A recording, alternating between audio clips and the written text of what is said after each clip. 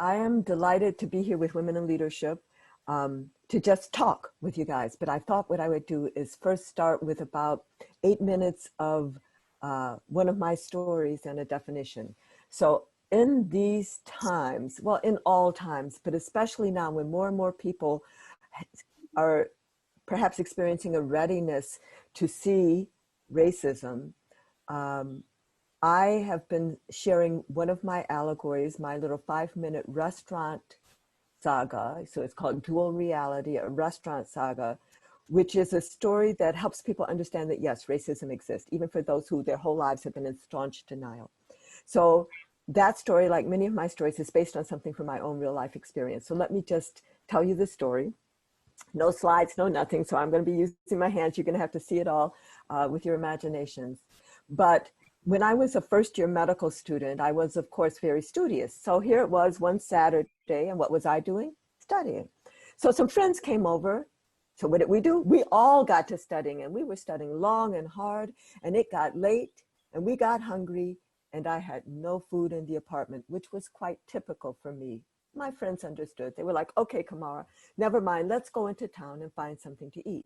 So we go into town and we find a restaurant and we walk in and we sit down and the menus are presented. We order our food and the food is served and here we are eating.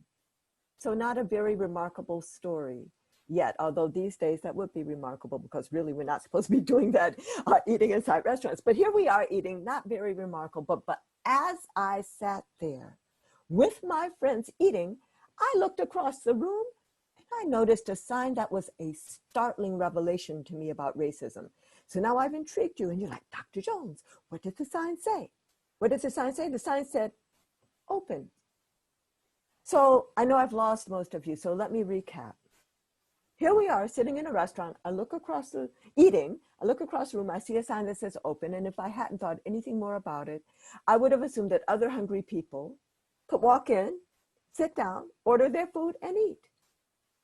But because I knew something about the two-sided nature of those signs, I recognized that now indeed the restaurant was closed due to the hour. But the restaurant was firmly closed and that other hungry people just a few feet away from me, but on the other side of the sign would not be able to come and sit down, order their food and eat. And that's when I understood how racism structures open, closed signs in our society. That racism structures, if you will, a dual reality. And for those who are sitting inside the restaurant at the table of opportunity eating, and they look up and they see a sign that says open, they don't even recognize that there's a two-sided sign going on because it's difficult for any of us to recognize a system of inequity that privileges us. So it's difficult for men, for example, to recognize male privilege and sexism. It's difficult for white Americans to recognize white privilege and racism. It's difficult for all Americans to recognize our American privilege in the global context. But those on the outside are very well aware that there's a two-sided sign going on because it proclaims closed to them, but they can look through the window and see people inside eating.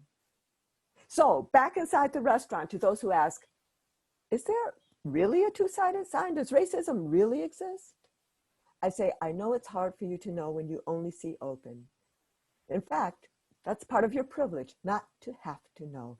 But once you do know, you can choose to act. So it's not a scary thing to name racism. It's actually an empowering thing. It doesn't even compel you to act, but it does equip you to act so that if you care about those on the other side of the sign, which is an if, but if you do, you could even talk to the restaurant owner who is, after all, inside with you. And you could say, restaurant owner, there are hungry people outside. Why don't you open the door, let them come in, you will make more money, and oh, the conversations we could have. Or maybe what you'll do is try to pass food through the window. Or maybe you'll try to tear down that sign or break through that door. But at least what you won't be doing is sitting back saying, wonder why those people don't just come on in and sit down and eat. Because you'll understand something about the two-sided nature of that sign. So this story has been to illustrate in, I hope, a memorable way, so memorable that I hope that you all will each share this story with at least one other person today, but to illustrate that racism is structuring two-sided or multi-sided signs. It's structuring a dual or multifaceted reality. And it also would suggest, and I've actually started a 3-hour conversation with this one question, how could people who are born inside the restaurant know something about the two-sided nature of the sign? And actually, we had a 3-hour conversation about that because there are many, many ways to know. And I think that perhaps what's happened in this month is that maybe something happened, the wind blew the sign and people inside the restaurant got a little glimpse that there was another side to it. Or somebody last night told me, well, no, maybe somebody threw a brick through the window and then they got it. And then that's what caused the sign to move and people could see. But there are more people who are understanding this two-sided sign and how it structures a dual reality. And I'm so happy to see so many of those people in the streets right now being anti-racist, proclaiming that Black Lives Matter and trying to work for equity. But my fear is that in 6 months, the seductiveness of our kind of denial of racism in this country will take over, and that we will fall back into what I'm describing as the somnolence, the sleepiness of racism denial. And so what I figured out is that if you're inside that restaurant and you saw that there's a two-sided sign and you care about the people on the other side, don't just try to hold the memory of that two-sided sign. What you need to do is start working to not only tear down the sign, but to disengage the lock, take the lock out and take the door off. And I think that if you are actively working, then you won't forget why you're working and you won't forget the memory of that two-sided sign. Before I open it up for all of your questions, I also would just like to define racism because I've said it a few times. So I'll give you my definition in one sentence, and then I'm going to go and pick up some of the highlights, and then I'm all yours, whatever you want to talk about.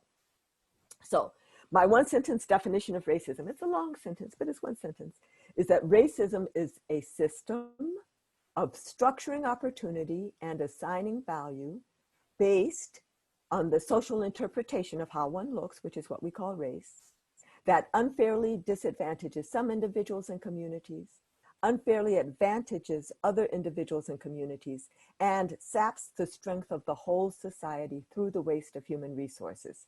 So let me just parse that sentence for what I think are the high points of it, and then I'm happy to talk. So first of all, I start out by saying that racism is a system. So I'm really clear about that racism is not an individual character flaw. It's not a personal moral failing, not even a psychiatric illness, as some people have suggested, although it does manifest in those ways, right? But in its essence, racism is a system of power, a system of structured inequity. And what are the impacts? Well, not the impacts, but what does this system do? It's a system of doing two things. It structures opportunity and it assigns value. Both of those things are important. And on what basis is the opportunity structured and on what basis is the value assigned? It's based on so-called race, based on the social interpretation of how one looks in a race-conscious society. That's what we call race. Race is not biology. Race is a little bit related in the US to social class, but it's not social class. And the reason it's related to social class is because of structural racism, historical injustices that are perpetuated by present day contemporary structural factors.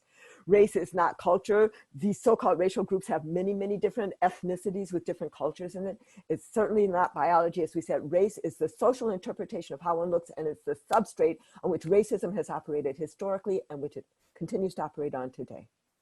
The impacts of racism are the three that I said: the unfair disadvantage, but every unfair disadvantage has its reciprocal unfair advantage. And then even if you as an individual or community are either unfairly disadvantaged or unfairly advantaged, racism is sapping the strength of the whole society through the waste of human resources. And I can give you many examples, but I'm just going to say when we affirm that Black Lives Matter, it's not just that Black Lives matter. Black lives are genius. Black lives are precious. Black lives are leadership. Black lives are creativity. Black lives are problem solvers. Black lives are so much potential. And when we lose Black lives through the subtle or subtle, not educating all of our people fully, or locking away some people in disproportionate incarceration, or actually killing, vigilante killings or police killings of unarmed Black and brown men and women, that we need to recognize is sapping the strength of the whole society. And I think we need to actually lift that up right now, especially. in these days. So I'm all yours. Thank you so much, Dr. Jones. I would like to start the Q&A with something that's been on my mind over the last few weeks, and I can't think of a better person to ask this to. So like you said, over the past month, both with the COVID-19 pandemic and the social uprising that we're witnessing, either the wind blew the sign in a different direction or a brick broke one of the windows. But the truth is that many people are for the first time being introduced to the concepts of systemic and structural racism and their consequences, which highlight that, as we've mentioned before, racism is a public health crisis. How do we harness this awakening and ensure that lasting change comes from it? And like you said, we don't go back into this somnolence a few months from now. So I think that people have to engage with the struggle not as allies, but as compadres or comadres. I mean, so I think that if people engage with the struggle as an ally, it's a little peripheral. Mm-hmm. And then maybe in a few months, you know, like, oh, I have to go on vacation, or I have a paper that's due or something, you know, I'll check you in a month or two and see how the struggle's going. No, that's a little peripheral. So I think that everybody who engages in the struggle needs to engage in it as their struggle, recognizing that racism is impacting us differently, depending on which side of the sign we're on, but that it actually is all of our struggle. So that's the first thing is, and a lot of people, I hear a lot of people of color, like, you know, their white friends who are saying, you know, what can I do? Or, you know, they're like, okay, figure it out. I mean, I don't want to be too blunt, but, you know, like, figure it out, like, because I'm doing stuff right now, and I want to help you. I want to educate you. So maybe, you know, we'll find 2 hours out. But for right now, don't wait. Don't wait for me to educate you on what you can do, because what you can do, I may not even know the fullness of what you can do, because it's what you can do depends on where you're sitting on your where you are. So you might have more tools that I don't even know about. You might be able to have conversations in board meetings or with people that I don't even know about. So the main thing that we have to do is to affirm our common humanity. There are three principles for achieving social justice that I'd like to articulate. And then there are 7 barriers to us doing that. And so here's my starting list, if you can think about what you can do in any of these areas. So the 3 principles for achieving health equity or achieving social justice are valuing all individuals and populations equally, recognizing and rectifying historical injustices, and providing resources according to need. And those are very high principles, but I challenge you to think, how can I operationalize valuing all individuals and populations equally? Well, do I now work for the home health aide who is taking care of my grandmother to get a living wage, or at least to have personal protective equipment? You know, like, do I value her life equally as we are valuing the respiratory therapists or the ER docs or the ICU docs and nurses, right? How do I value all individuals and populations equally? Well, if I'm sitting at a decision-making table, or I'm thinking to create one, or if I'm trying to organize something, I need to look around and say, who's missing? Who's not here? Who has an interest in this proceeding? And then the job in the short term might be very short term to represent their interests, but really you're trying to create space. You're trying to find them a way to the table. So valuing people's voices. In fact, for that, valuing all individuals and populations equally, I challenge each of us to make a list of just 10 verbs that are valuing. I mean, I keep making these lists. I have about 10 lists of these, or 40 or 50 verbs, but it includes protecting, cherishing, celebrating, investing in. I mean, these are all things. So when you think about valuing, think about those verbs. That's the first one. Recognizing and rectifying historical injustices. This is one where you can each do this on your own today. Read, read, learn history, learn the history of your institution where you are, learn the history of your city where you're born or where you're working, learn the history of your company, learn the history of these United States, learn the history of Juneteenth. Like, what was that? Like, didn't the Emancipation Proclamation free all the slaves in 1861? Well, no, you know, like, so learn all about that. Learn the history, Michelle Alexander's book, The New Jim Crow.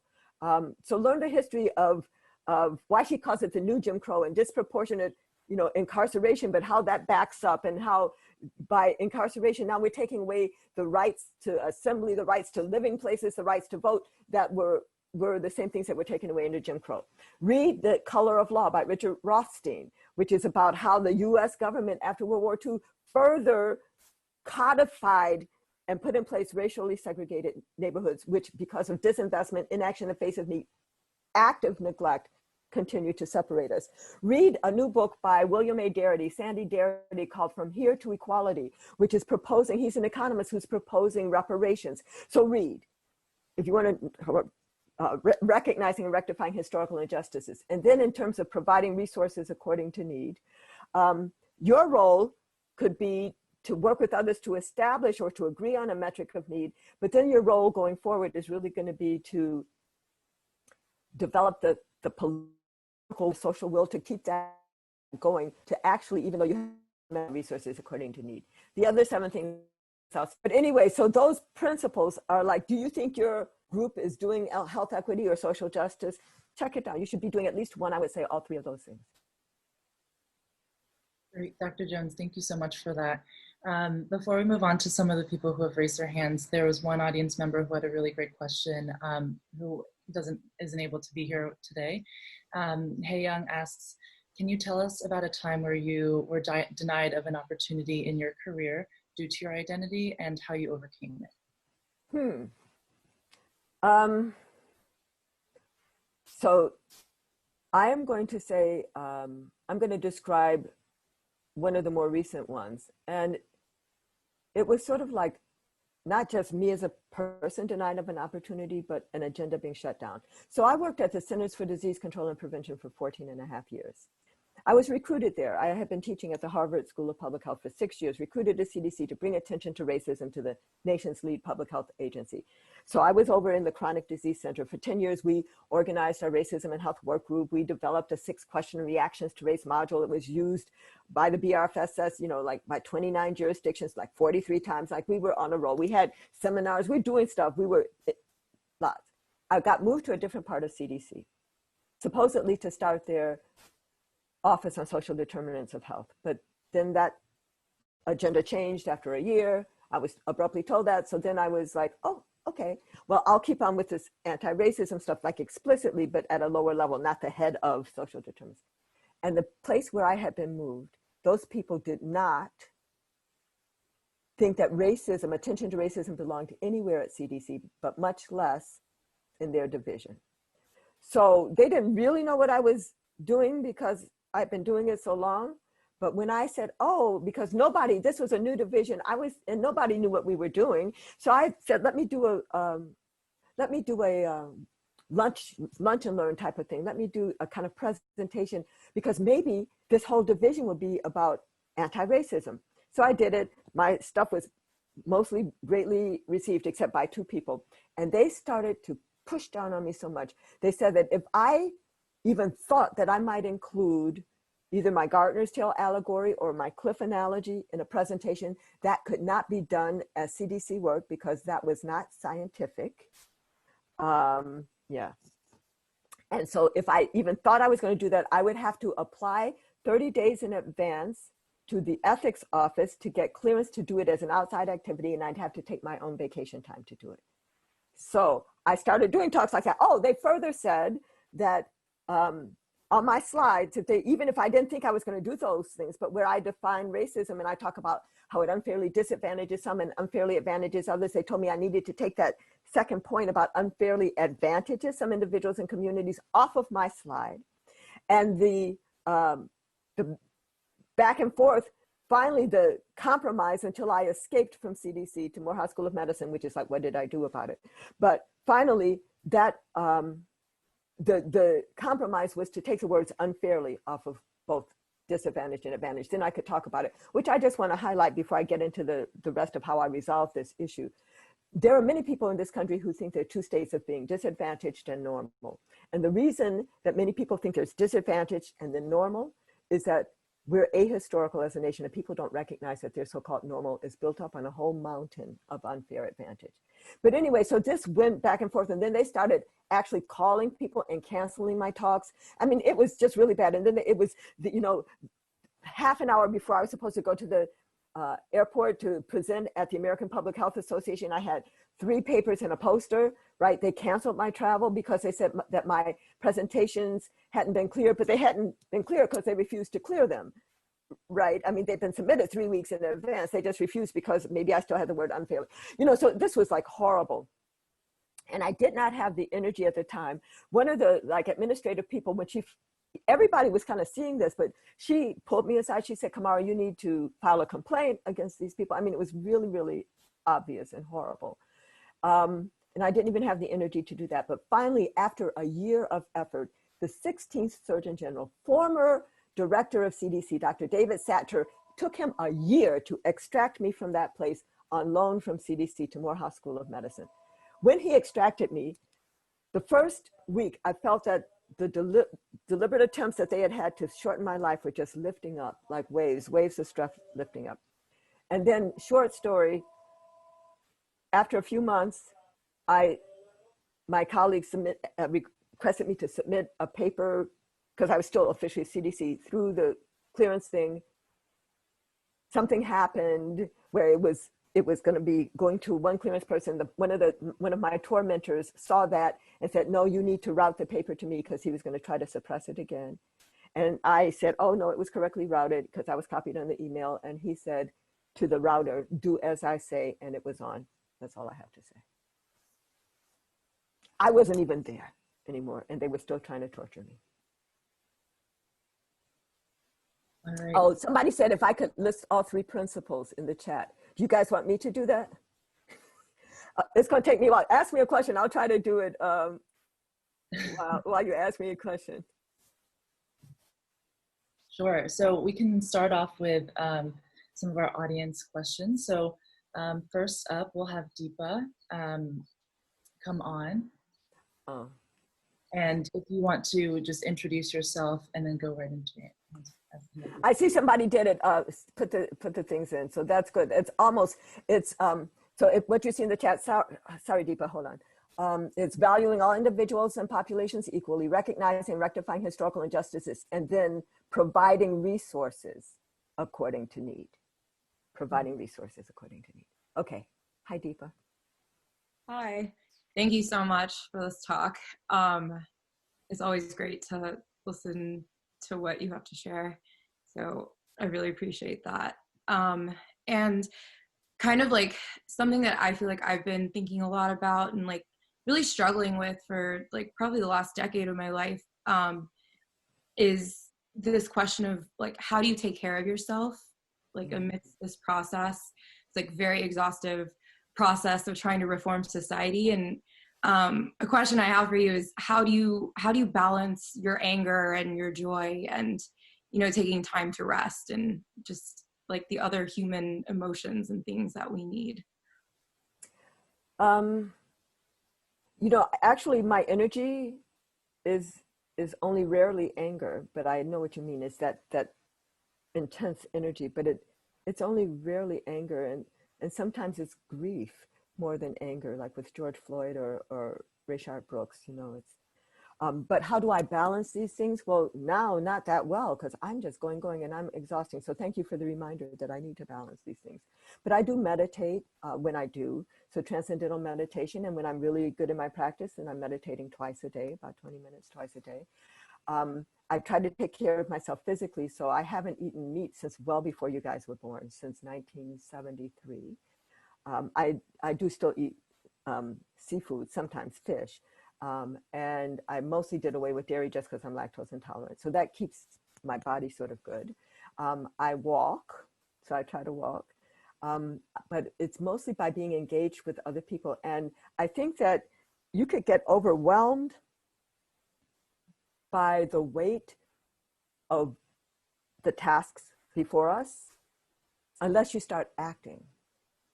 At the moment that you engage in action to start dismantling even just your little piece where you are, then you know that you're doing something. And so then the oppressive feeling of the massiveness of this system isn't as bad because you're doing your part, right? So I actually think that the fact that I am engaged in anti-racism through teaching and writing and discussions and all like that makes it okay, because I may not see the dismantling of this system in my lifetime, but I'm moving things so that you guys in your generation can take over. And then maybe you're going to be moving things, and hopefully it won't take until your children's generation, but it might. We have to recognize it, first of all, that it's a very intense system. It's very entrenched. And, you know, we haven't even seen what the opposition has. You know, we have all of this Black Lives Matter and, you know, naming of racism and all, but the opposition is entrenched and powerful. And, you know, they're going to die out, but I'm not underestimating them right now. Right. I think we're at a point where if we just push just the right way, we might get the society to go in a good place. But I'm not underestimating the other people and the other forces. Not at all. We shouldn't celebrate too soon. But so I think, and I just want to share like an allegory on this. So I don't know if you guys have heard my goose analogy or my geese analogy yet, but so what it is when you see geese flying, you know, like north or south, they're usually flying in V formation, right? And that's because the goose at the front is blocking the wind of the geese behind, and they're blocking the wind of the geese behind, and so forth. And I used to wonder what happens when that goose at the front gets tired, because you don't want that goose to just fall to the ground or fly off someplace random. Like you don't want that, you know, for the flock. And what the goose actually does is it moves back into the back of the flock, and another goose takes the lead. So our job is to either identify or create our own flock, decide on the direction that we're going, and then take turns in terms of leadership and breaking the wind. And to the extent that we work collectively, it'll be easier for all of us to keep our energy up, to keep our spirits up, and to keep the work going forward, even when one person is tired or sick. Thank you so much, Dr. Jones. Our next question is going to come from Julie. And Julie, feel free to briefly introduce yourself before you ask your question. She'll pop up in a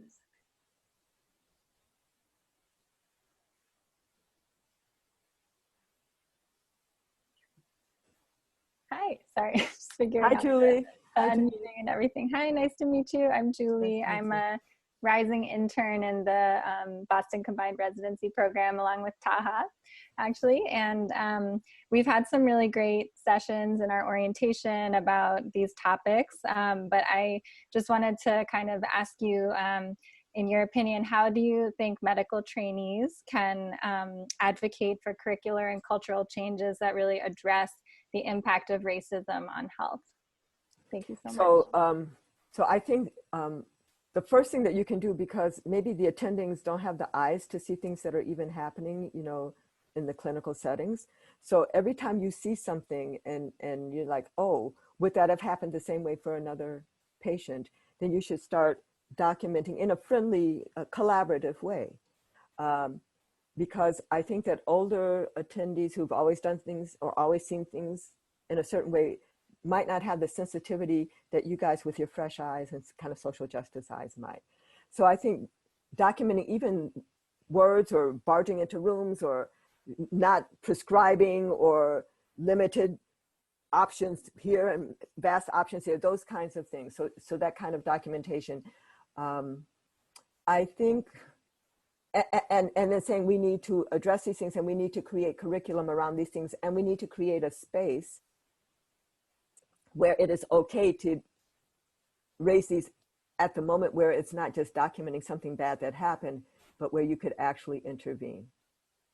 So if you could, I mean, that's like a project, you know, but if you could find one or two senior people who would support you in that project, that could, because what you're doing is you're naming, you're identifying how is racism operating here in the clinical setting in a very concrete way that people will be able to understand and hopefully address. And that question, how is racism operating here, is actually one of the 3 tasks to my national campaign against racism. First is to name racism, say the whole word. Don't stop at diversity, equity, inclusion, disproportionality, disparities. These are all important things. Cultural competence, you know, implicit bias, unconscious bias, all very important things, even race, okay, things to talk about. But if we talk about all those things without saying the whole word racism, in the context of widespread denial, then we're complicit with the denial. So name racism, but the second, where you're trying to identify targets, if you would say, or foci for action, is taking that question, how is racism operating here, looking at structures, policies, practices, norms, and values, which are the elements of decision-making, where structures are the who, what, when, and where of decision-making, especially who's at the table, who's not, what's on the agenda, what's not. Policies are the written how of decision-making. Practices and norms are the unwritten how of decision-making, and values are the why. And so so what I'm telling you is, like, take that question, how is racism operating here in the clinical setting, but especially starting with patient interactions or things that affect patients. And you can build curriculum on that.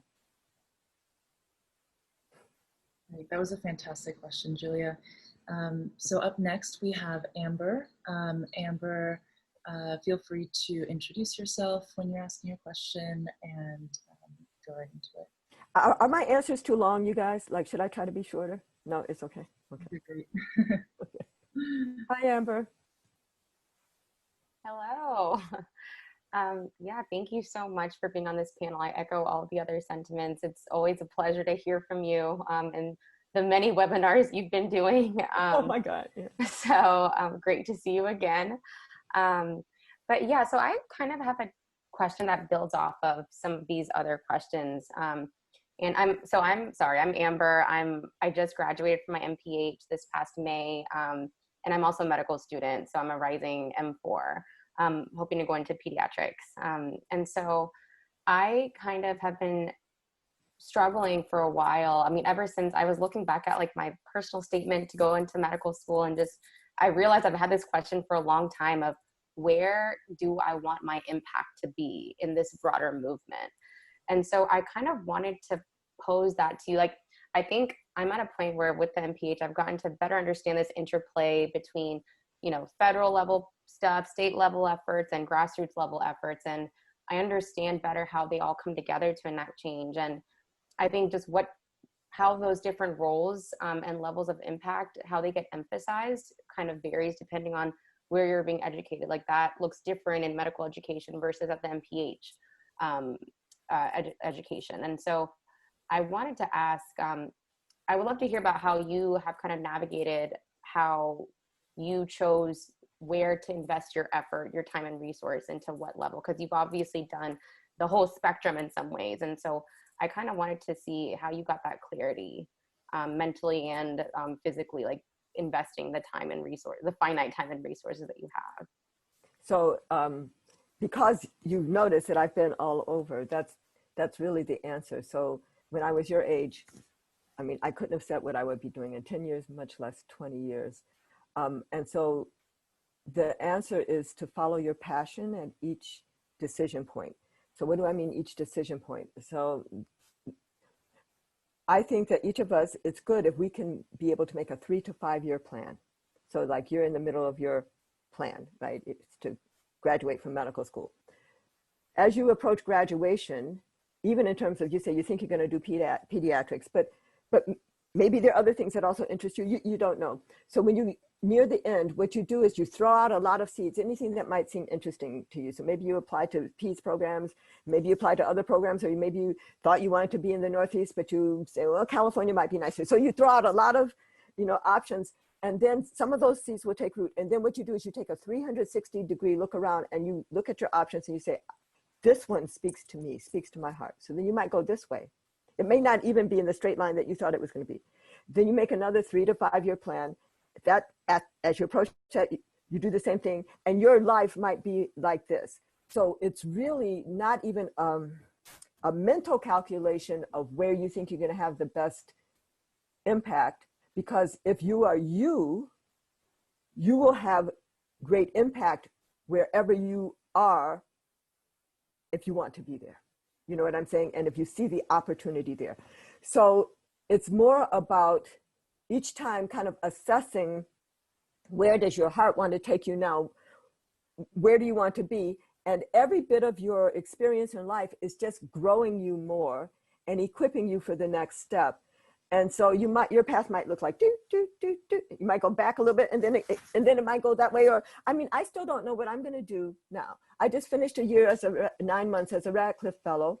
I'm still adjunct, you know, at Emory and at Morehouse School of Medicine, but I'm not really feeling like going back and being paid in those places. I honestly, right now, don't know what I'm going to do. I'm not going to retire, although I could, you know what I'm saying? But I have to keep working. And honestly, I would love to be working. So this is all apolitical, but I would love to be working with, I don't know if I should say it.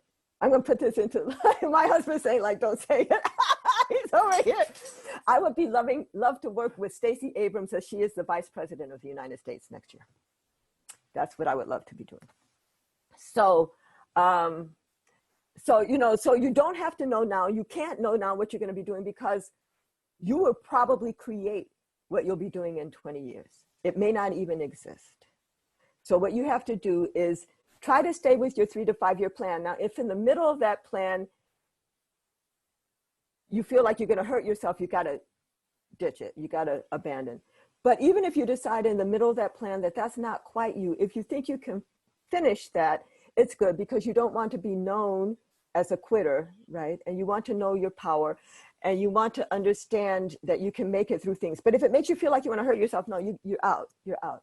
But I think that if you just put it together like that, that's a good way. Thank you so much for your question, Amber. We're going to have Daniela come up next. And I don't know if you can see this, Dr. Jones, but you got a lot of very encouraging text with this Abrams comment. Go ahead, Daniela. Hi, sorry, my internet connection went like nuts right now. First of all, really nice to meet you. I'm a chemical engineer, so I'm not in the health environment at all. But I was invited by Sophia, who's a very good friend of mine, which I admire her so much.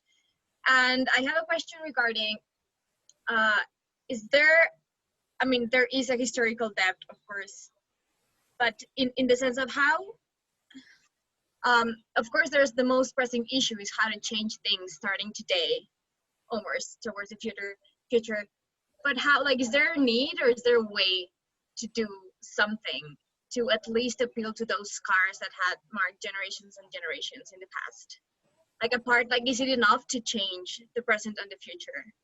Oh, right. Oh, got you. Right. Like, do we need to, well, so I sort of said it in recognize and rectify historical injustices. So some of the scars is just like a truth and reconciliation thing, but really we need investment. We need reparations. We need to, yes, we actually need to repair the past. We not just apologize for, or atone for, or admit to, but yeah, we need to have reparations. And if I were to say the top 3 elements of my anti-racism policy platform, what they are, the first one is reparations to descendants of Africans enslaved in the US and also to indigenous groups, because the treaties that we signed, it didn't turn out the way that it was supposed to, you know what I'm saying? But reparations. The second is decarceration, or some people are calling it abolition of prisons. And then the third is massive investment in communities of color to address housing and green space and environmental cleanup and schools and business investment opportunities and fresh fruits and vegetables and all of that, but especially massive investment around families so that the phrase disadvantaged child wouldn't even have a meaning. People would be like, what are you talking about? Because no child would be born into disadvantage and no child would find themselves in disadvantage. So yes, the investment, it is going to take an investment to repair that breach. And we have to, as a society, be prepared for that. I'll just say one more thing. When I was in New Zealand in 1999, I was there as an Ian Axford Fellow. I was there for 9 months with the Ministry of Health. And my topic was looking at Maori, Pakeha, so Maori, the indigenous people there, Pakeha, the slang word for white folks, but it's not insulting. But anyway, Maori, Pakeha, health disparities. Can treaty settlements reverse the impacts of racism? And so I had 3 things. I was looking at how was racism understood in the New Zealand context. I was learning about the Treaty of Waitangi, which established the country in 3 paragraphs, translated saying different things in Maori than it said in English, and then just thrown out for whatever, but how does the Treaty of Waitangi establish a thing? When the Labor government said, oh, we are going to honor the Treaty of Waitangi after all in the 1970s, and then, but only going forward, your question, just going forward. And then a few years later, they said, no, we're going to address all of the treaty breaches from the beginning, from the establishment. And then what they did, a little sleight of hand, they took some lands and put it under state control, so that couldn't be returned. But then they set up this Waitangi tribunal to hear the history of all of the bad things. And then they set up an office of treaty settlement. So once the claim was heard, then what were we doing? And so there was a lot that, one of the tribes in the South Island, Naitahu, got a whole lot of land back. And then there was the Maori language and all kinds of things, broadband, lots of things were adjudicated under this. I went there to try to understand that process and to answer the question, could things going forward, like this process, which was repairing bad things, but it was still going forward, was that enough? And my answer was, maybe. You need to do the reparations, but you also need to change the power structure. You need to change who's at the table and who's not going forward, or else the one-time slathering around of paint or water, or money, whatever, you one-time wash will not hold. Because then if the power sharing, which is the system, who's at the table and who's not, what's on the agenda and what's not, is not changed, you had just a temporary solution at a point in time, but things will drift back toward the same structural stuff. One more thing I want to say, I know my answers are really long, but for those of you who know the Gardener's Tale, for a long time, I was very much a structural person, and I thought that the main thing is that we needed to enrich the poor rocky soil so it was as rich as the rich fertile soil going forward.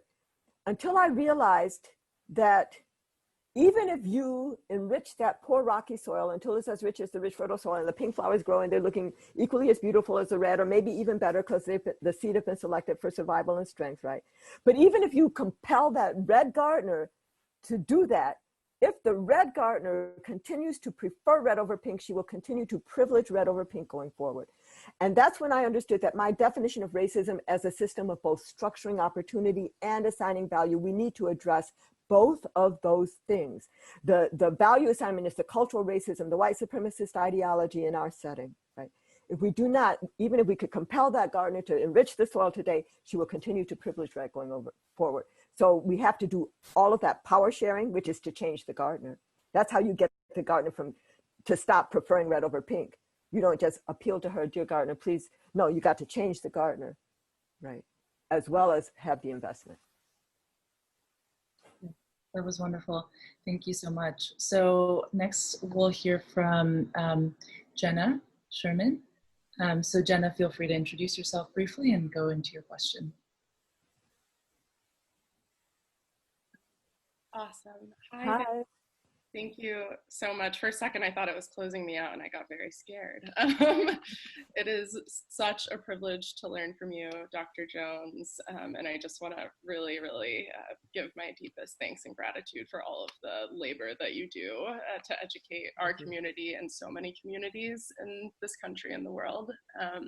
Thank you. And I have so many questions I could ask, but I'm just going to ask two related ones, so hopefully won't be too much. And also building off of some of the questions of my wonderful colleagues. The first one is, I've been struggling as both someone who cares deeply about public health and the intersection, especially with social justice, how the two narratives of COVID-19 and movements for racial justice, especially with protests, have been pitted against each other.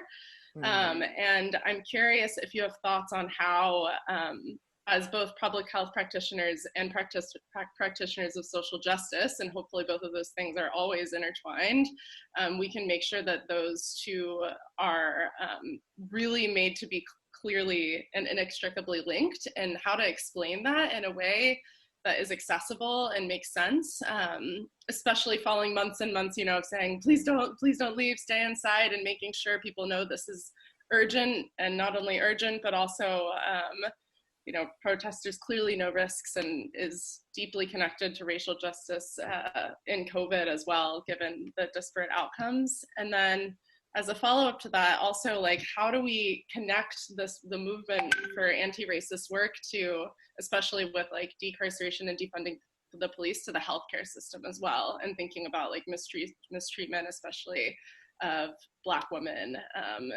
especially in reproductive justice context. So just making that connection also, that it's not just one system, we tear down and that's it, but it's a much bigger picture. So those are my two questions, and thank you so much in advance. Oh, you're very welcome. So I haven't heard public health people telling people not to protest, but maybe you guys have, but I haven't.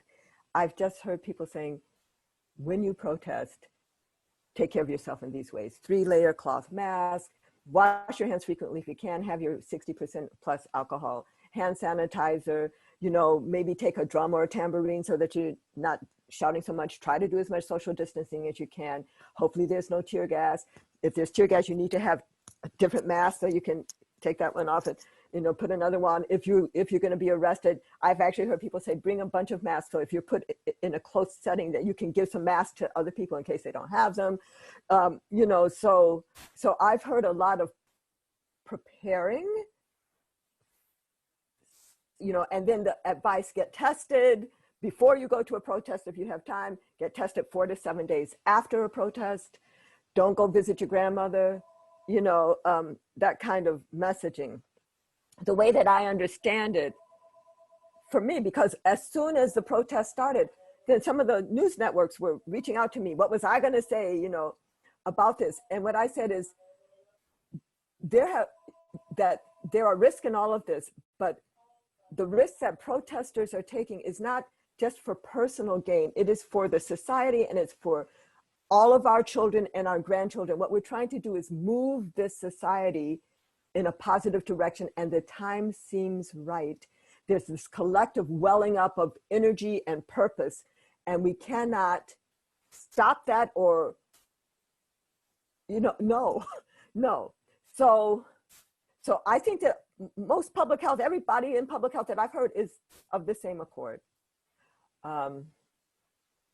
And we would still say to the people who are mushing together in pools or in restaurants or at bars, who are going to be in Tulsa, Oklahoma, on Saturday, not a good idea, but at least wear your mask.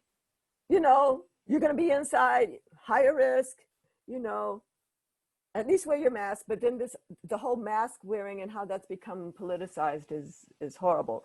And even when I go on my walks, I was saying earlier, I've been walking 2.2 miles a day and up my street and back. And I was so pleased when on one day I saw 2 people wearing masks. They were walking together, but 2 people. Other days I've seen nobody except myself wearing a mask. And one day I saw 1. So like masks are to protect other people. When you don't wear a mask, you're saying, I don't care about you other people. And it's also saying, I feel invincible or something else. So on the second question then, which was about linking the struggles, the defund the police struggles, to the health struggles, to the education struggles and all that. And I am hoping that all of us have a deep enough structural analysis to recognize that. And different people are putting their efforts in different areas. And I recognize the need for that, because I recognize that racism is such a kind of fancy system that if everybody were just talking about defund the police, the system would reconfigure itself and say, okay, well, we're going to do something else, right? So I recognize that we need concerted effort in lots of different areas, and that those areas need to be in communication with one another. So the third task, I talked about naming racism, asking how is racism operating here. The third task is to organize and strategize to act. So we need focused effort, especially when you think you can get movement in a time. You have to take advantage of the time, but that can't be the only thing that we're doing. And at the same time that people are doing that, other people can also be working on education reform, or maternal mortality, even like having people honor the words of Black women when they say something is wrong.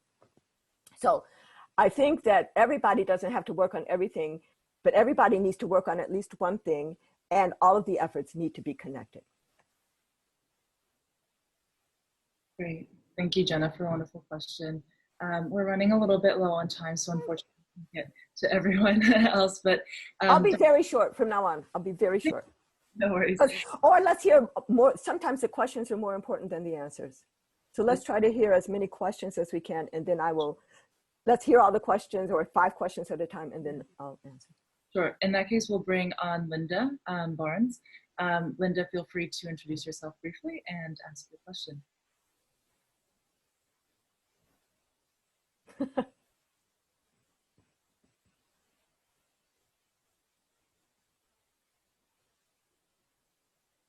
Okay. Hi. Hi, Linda. Real pleasure to hear what you have to say. Thank you. Yeah, I am a professor of family medicine at the medical school at BU, and I direct the master's program in medical anthropology and cross-cultural practice.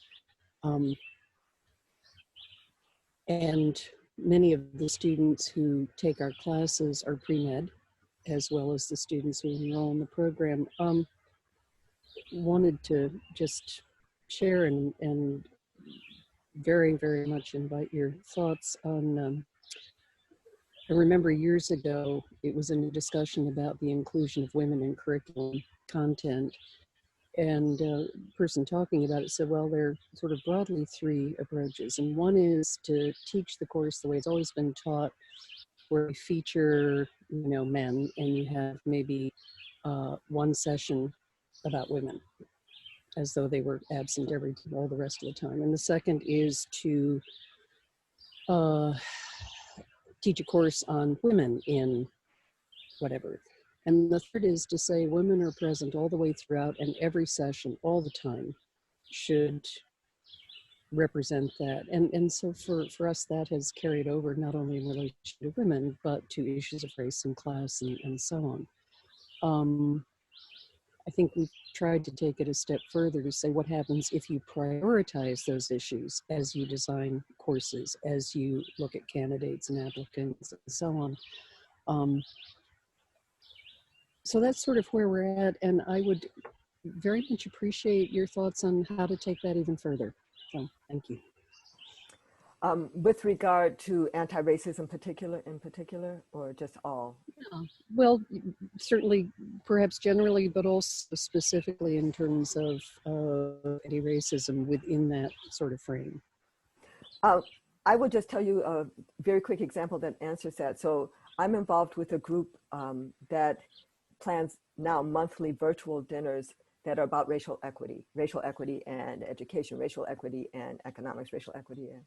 And we just had a conversation because it turns out that we were not even in, so we have a play, we commission a new play for each month with an actor, and then we have a speaker, and then we break up into group discussions. You guys should check it out. It's really good. Equitable Dinners Atlanta. Anybody can come. The next dinner is on the 3rd Sunday in July. But anyway, it was brought up that for one of the dinners, we were now hiring a white playwright to write a play for a white actor in a discussion, though, that was about Black genius. And the white playwright was going to write something about white privilege or white, in that context. But there was a whole big thing because we realized that we were not prioritizing, even in our work on racial equity, Black voices, investing, paying Black playwrights, paying Black actors. And so we resolved it. So that notion of prioritizing is not just about racial equity, it's about providing resources according to need and voice according to need and space and spotlighting according to need. And when there's been a long history of the absence of, then you have to prioritize. People talk about that sometimes as centering the margins, I've heard that centering the margins conversation in health things, where here we are in Minnesota, maybe 95% white as a state, but the indigenous people, the Native Americans have bad health. Some of the different refugee groups have bad health and all, but if you looked at the overall health in Minnesota, you would never pay attention to that. So you need to center those at most need. So it's about centering, prioritizing, providing resources according to need, and not just in a kind of blanket way. And if we take that as our way of operating, I think it will help us. Even in as I said, in our racial equity dinner thing, we had gotten off a little bit, and then it took somebody to say, okay, come on, what are we doing here? Great, thank you. Yeah. Thank you. Thank you so much. We're gonna have Taha Khan ask a question next, and she's coming up as we speak.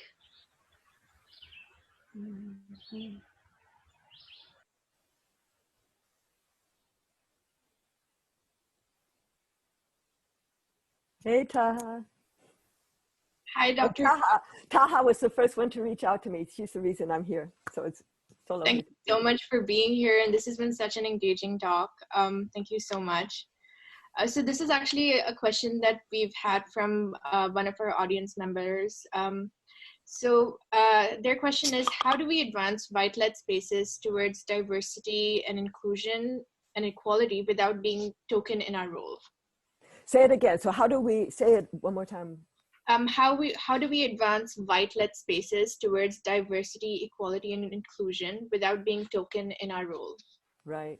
And you said vital spaces? That's White the word. spaces. Huh? White spaces. Oh, white spaces. Oh, yeah. Ooh. Like most of them, right?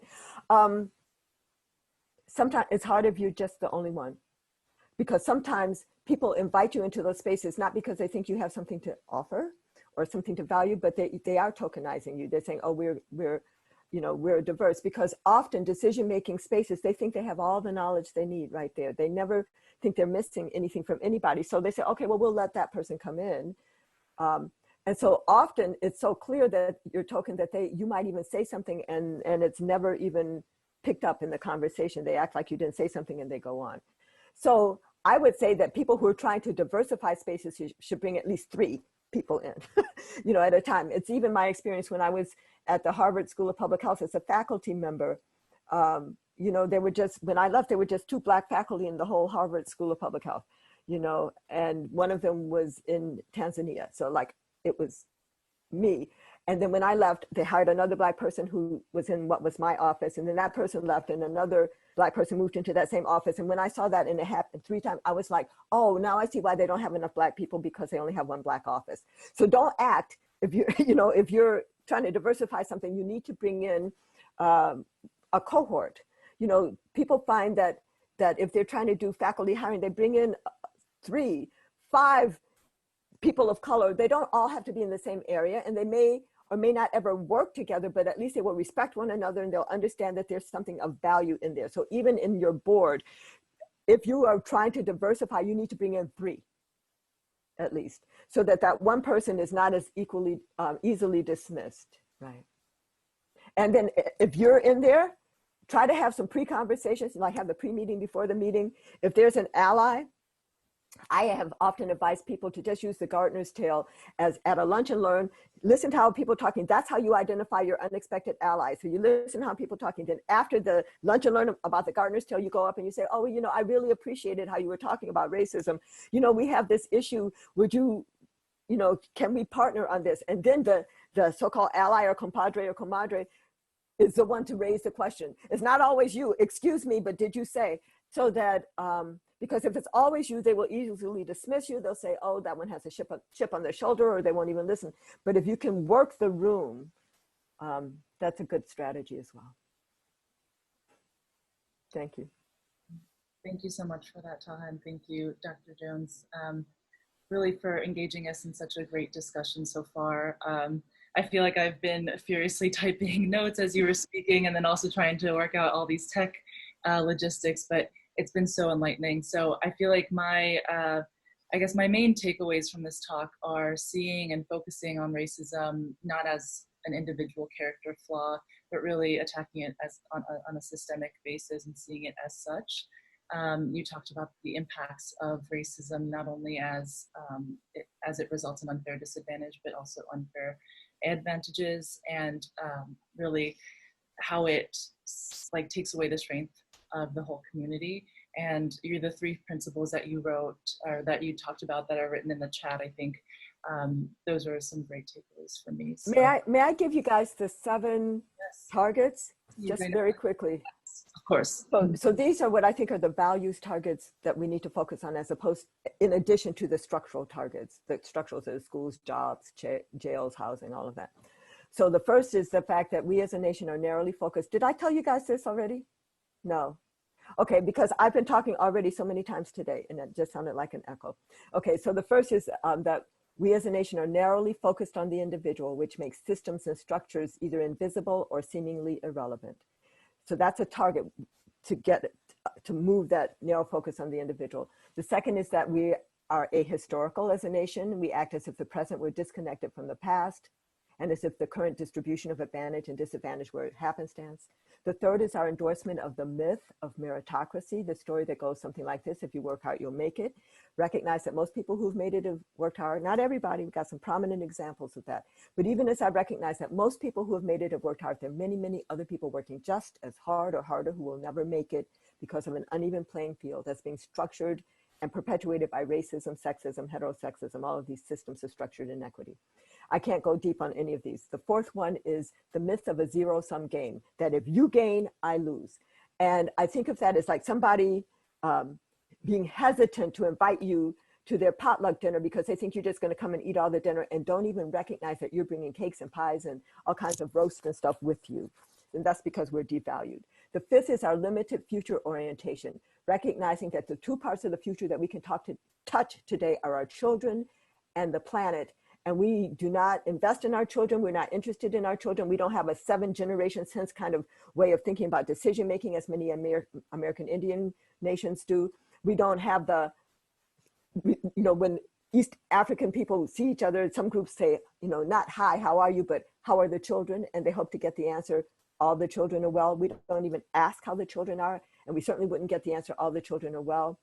And so we don't invest in the children, and we have a usurious relationship with the planet. The sixth of the 7 is this myth of American exceptionalism, which makes us tone deaf. We can't even learn from what's happening in other countries. And the 7th is white supremacist ideology. The false notion that there is a hierarchy of human valuation, and then the even falser notion that if there were, that puts white people at the top as the norm and the ideal, which gives people who are living as white a sense of entitlement. It results in the dehumanization of people of color, and it results in fear at the browning of America, which is underlying our current politics in this country, which make America great again, just a very thinly veiled make America white again.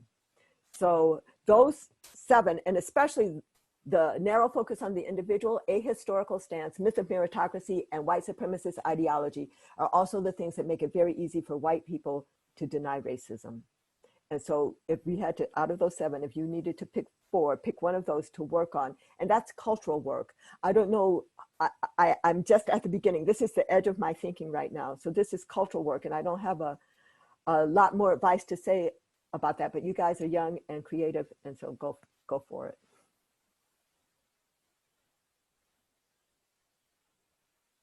Thank you so much again, Dr. Jones, for engaging us in such an enlightening discussion. We would also like to thank all other members of Women in Leadership, especially Taha Khan, Colette Rector, and Stacy Yee. Another big thank you to all of our co-sponsors, Harvard School of Public Health Office for Career Advancement, the Black Student Health Organization at Chan, the Black Community Health Advocates, the BU School of Public Health Student Senate, and Tufts School of Medicine Student Services. And thank you everyone for joining us today. We hope you enjoyed this event and are able to take ideas and inspiration from Dr. Jones to make meaningful change. Thank you very much. Thank you so much. Thank you, Dr. Jones. Thank you, everyone.